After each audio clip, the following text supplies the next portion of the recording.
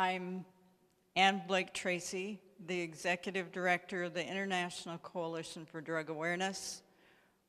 You can find us at drugawareness.org on the internet. We also have a database of tragedies, including all the school shootings, where you will find the various medications that the kids were on. That's at ssristories.net. And there's about 5,000 cases there that you can pull up. Let me start by telling you that I started all of this years and years ago, and my children came to me one day and they said, "Gee, Mom, why do people use Prozac when all they need is the antidepressant that I use, a puppy?"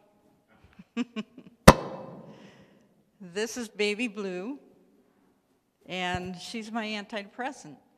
And I can tell you that she's produced more smiles than any of these drugs that they've come up with has ever thought of. Because anybody just looks at her and goes, "Oh, she's alive." And they think she's so cute. Anyway, now, Tanner, you get to babysit.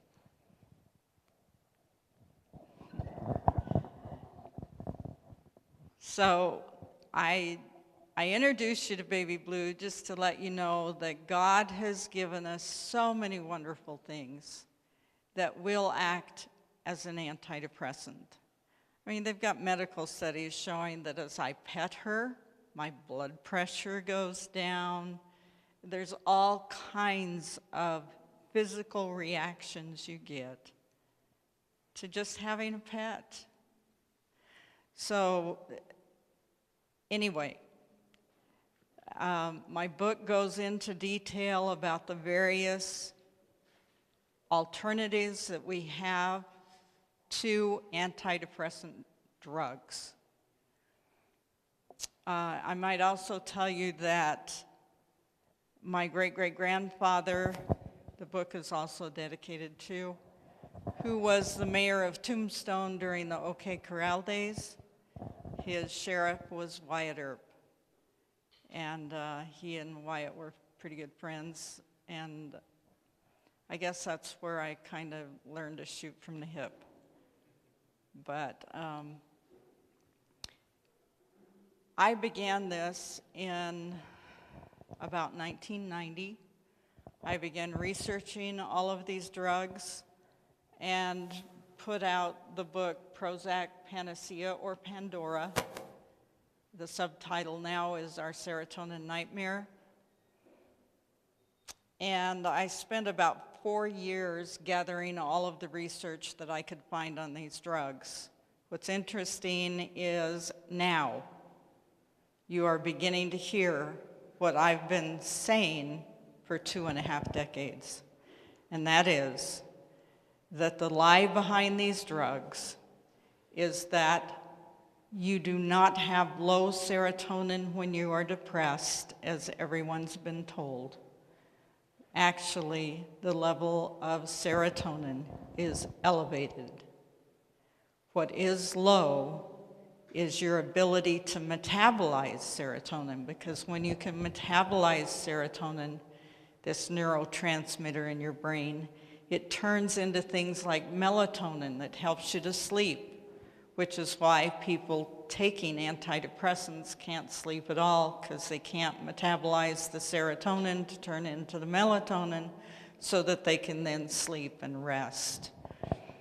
In fact, there was a study done in about 2000 out of Australia where Dr. Murray Esler found that those that suffered from anxiety had serotonin levels that were 8 times higher than normal.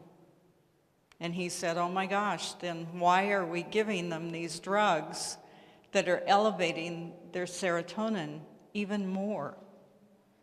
Which has been the problem. That's why we're seeing so many of these horrible tragedies that surround all of us. They're all over in our environment today. I refer you to our website, drugawareness.org. We've got case after case after case. Some of the latest ones, of course, would be the German pilot, this German suicidal pilot that took the plane down in France just a few months ago.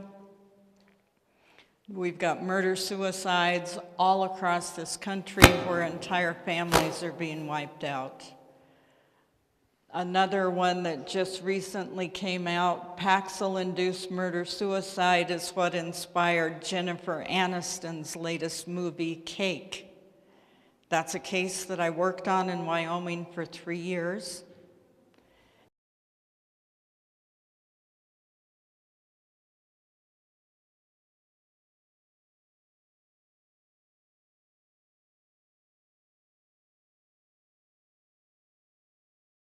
Okay, this case that I worked on for 3 years in Wyoming is what inspired this movie that just came out this last year, at the end of the year. So it's only been out for a few months. But what happened in that tragedy was an elderly man took only 2 Paxil, 2 antidepressants. He had only taken his second dose.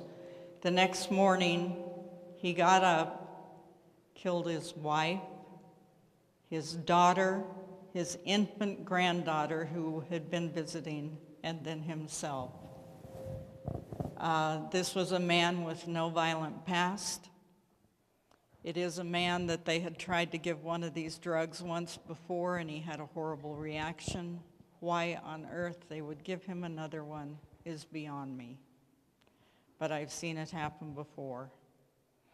Anyway, the jury ruled in this case, after listening to all the experts, that these 2 Paxil were the main cause in this tragic murder-suicide case.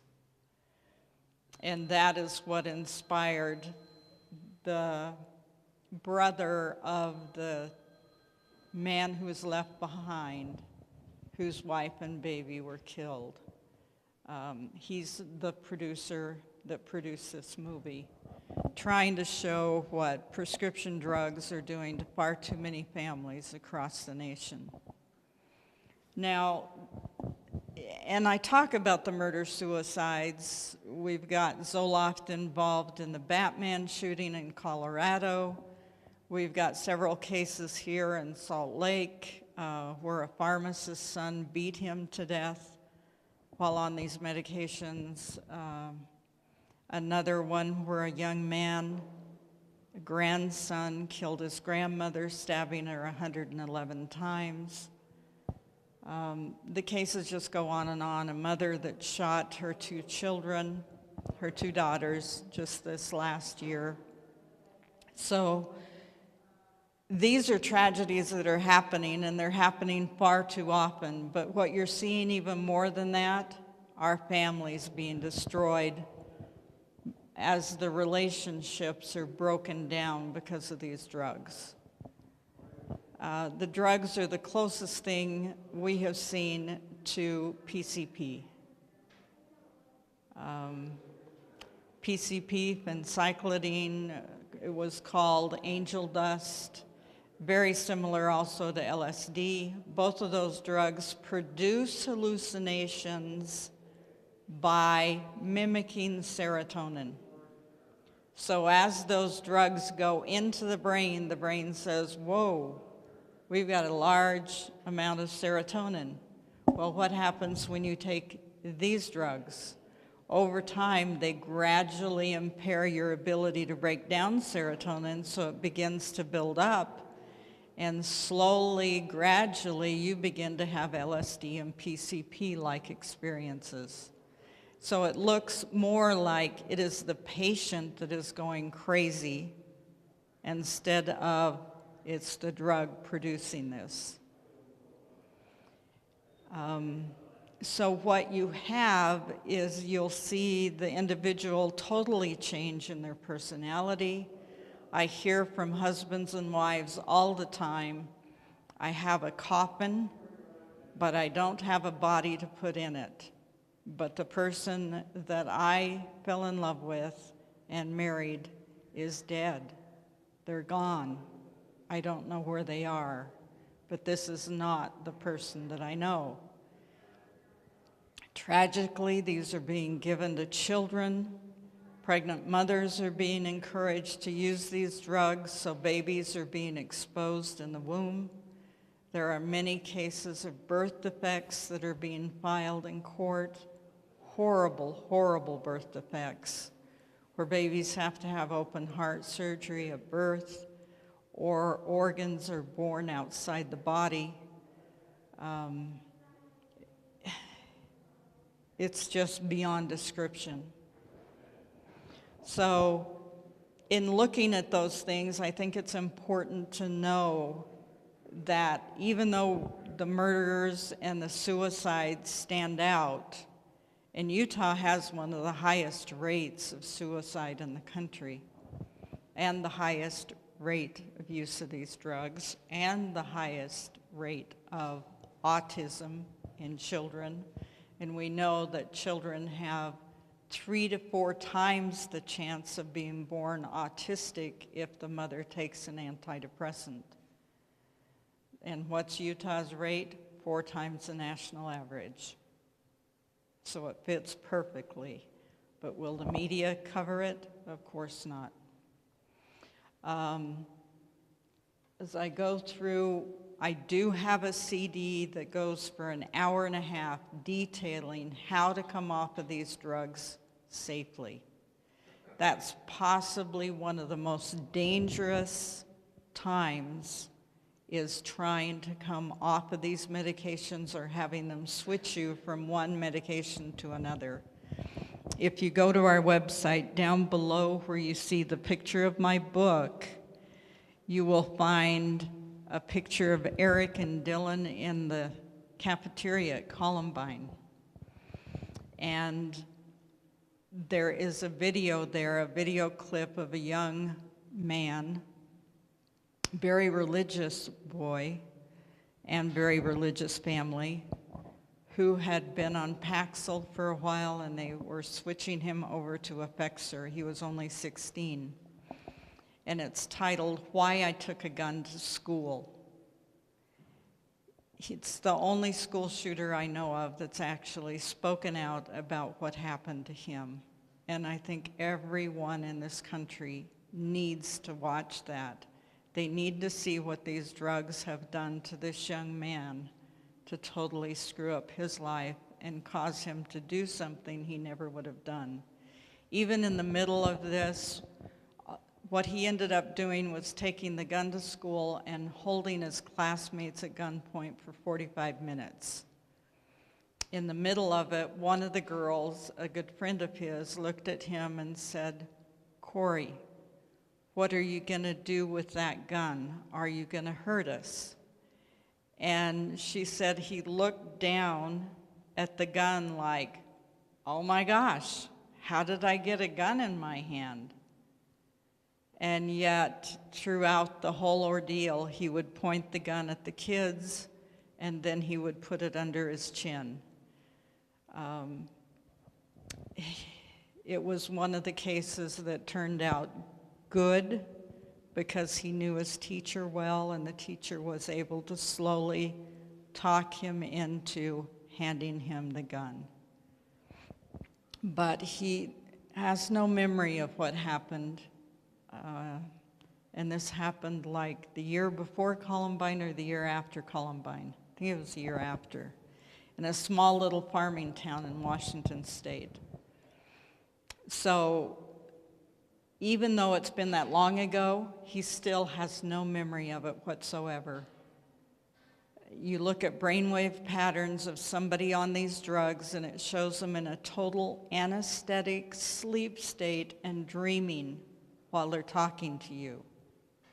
It's called a REM sleep behavior disorder, 80% of those who go into this deadly sleep disorder hurt themselves or someone else. And yet, we now know that 86% of those being diagnosed with this deadly sleep disorder are taking an antidepressant.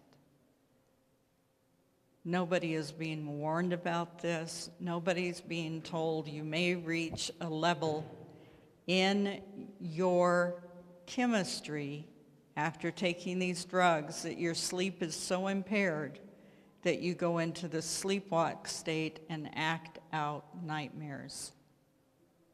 Wouldn't you want to know that if you were taking a drug? So let me tell you some of the things that we have available, and you can access these on our website for next to nothing. This is an hour-long DVD on the history of mind control and how these drugs fit into that, what the CIA requirements were for the perfect mind control drug and how closely these match that, the effects of SSRI antidepressants on spirituality.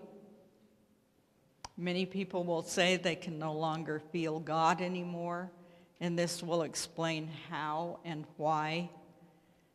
This is on the REM sleep disorder that I just explained to you that you can go into. False memory syndrome. Are you aware of the case in Wenatchee, Washington several years ago where a 10-year-old girl who was a foster child of the police chief started driving around town with him? She had been on Prozac and was just switched to Paxil. She started pointing out all these different homes saying, we had an orgy there and an orgy there and an orgy there. The LDS primary president and her husband spent 2 years in prison after being falsely accused. The state of Washington ended up spending $100 million settling a lawsuit for wrongful imprisonment of 43 people in this small town. This is happening all across the country. If someone has been on an antidepressant for several years, one of the first things I say is, so who do you think has sexually molested you? And that has a lot to do with the extremely vivid nightmares that the drugs produce. They begin to say they can't tell the difference between a dream and reality. And so these nightmares, they begin to think that they're actually remembering something that's happened to them. That's what happened to Roseanne Barr. I worked very closely with her family as they went through this. Roseanne finally was able to get off of the Prozac that she was on and all the other drugs they gave her after that. And she went on Oprah and said, this is the biggest mistake I have ever made in my life. And it was caused by the medications. She now has a good relationship with her mom again. Unfortunately, her father passed away before Roseanne got off of her medications. Bipolar disorder. Are you really bipolar? Or are you misdiagnosed due to the use of or abrupt discontinuation of an antidepressant? Because that will produce bipolar faster than anything I know of. In fact, just from 1996 to 2004, an 8-year period, the rate of bipolar went up by 4,000%. 4,000% as these drugs just took off. And there's a lot of studies out saying that they've found that anywhere between 8 and 11% of those being admitted to a hospital in psychosis are there as a direct result of taking an antidepressant. In fact, Osama bin Laden's son was diagnosed as schizophrenic, and they said it was caused by his antidepressant. But if you're increasing serotonin, which is what LSD and PCP mimic to produce hallucinations, what would you expect? You would expect schizophrenia. That's hallucinating. Another one is a lecture, a 2-hour lecture I gave in my hometown. And then my book is now in an ebook format. So you can access all of this online for a simple $30 for a month-long membership. For a month, you can access all of that. So you've got all of those DVDs that explain all of that to you. You've got the entire book, which is over 500 pages long, with all of the data behind what these drugs cause and why and how they're destroying families and tearing families apart. So I want you to know that all that information is available. Everyone needs to educate themselves because it is happening absolutely everywhere, everywhere you turn. In fact, I put out this blog just the other day. Oop, it's already down. But that's my good friend Dale Shannon's widow. Dale Shannon, the singer from the 60s, who sang Runaway, My Little Runaway. He committed suicide 2 weeks on Prozac. Kissed his wife goodbye as she went to the store, walked back in and shot himself. Just completely, totally out of character. But I also just posted Don Grady, who was on My Three Sons. He played Robbie. I kind of knew Don. But anyway, his sister overdosed on antidepressants, Prozac and Vicodin together. So as I sat thinking of all these people I know who've been directly affected by these drugs and the number, the toll that it's taken, it's just beyond description. This is literally a Holocaust in this country, happening right under our noses, just like it did in Auschwitz and Dachau with the Germans not knowing what was happening in their own backyard. It's happening in ours. And I encourage you to open your eyes, learn all you can before these drugs come through your back door and destroy your family. Thank you.